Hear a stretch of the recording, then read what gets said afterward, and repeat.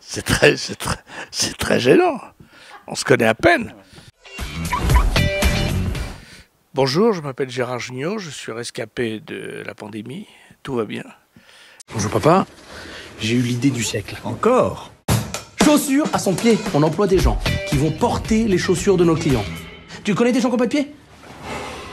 Je compte sur toi pour être à l'anniversaire de ta sœur. Est-ce que quelqu'un aurait vu un jus de pamplemousse? Je suis désolé, mademoiselle. Non mais ça va, faut que je vous le note parce que ça a l'air un peu compliqué pour vous en fait.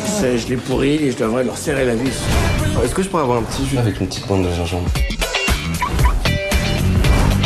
T'as vu la vie qu'ils mènent? Faut que je leur donne une leçon.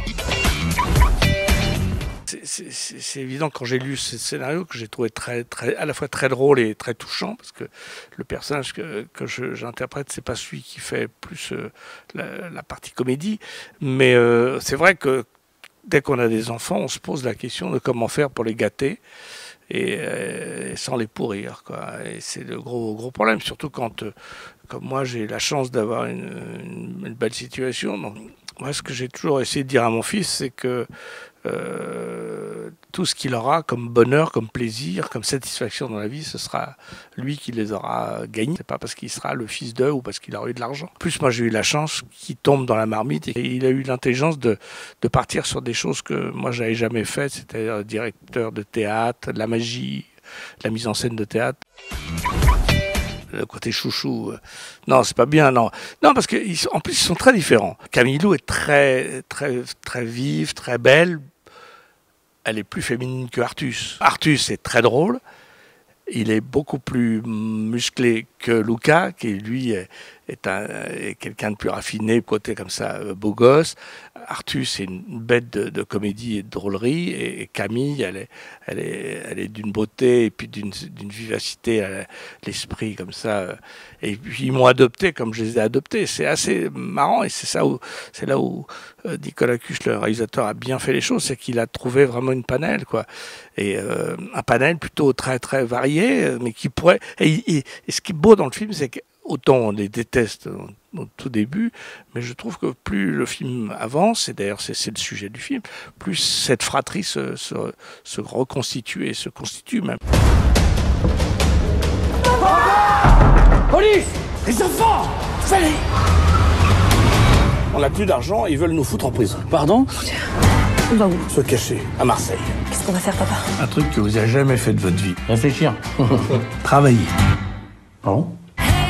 C'est quoi vos diplômes? J'en ai pas de diplôme parce que je suis quelqu'un d'autodidacte. C'est payé combien? C'est 1200 €. C'est par semaine, c'est ça? Non, par jour. Comme Francis Cabrel, il a appris la guitare tout seul, mais moi c'est le business. D'accord. Et dans ce cas, j'ai peut-être quelque chose pour vous. Mais il y a le véhicule de fonction, hein. Et vous serez pas déçus. Faut pas oublier Tom Leb, qui est un acteur épatant, malheureusement très beau, très grand, très talentueux, chanteur. Bon, je sais pas, il doit avoir quelque chose de caché. Et puis j'ai retrouvé aussi mon vieux copain François Morel, que je trouve épatant. C'est un chèque. Non, non, c'est vrai qu'un des plus beaux, c'était mon premier cachet où je crois que c'était 250 francs anciens français, et il y avait marqué c'était artiste de complément, que j'ai amené à la maison tout fier, et mon père a vu ça, de complément, il était effondré, mais pour moi c'était quelque chose d'épatant, quoi, de l'argent que j'avais gagné en faisant le clown.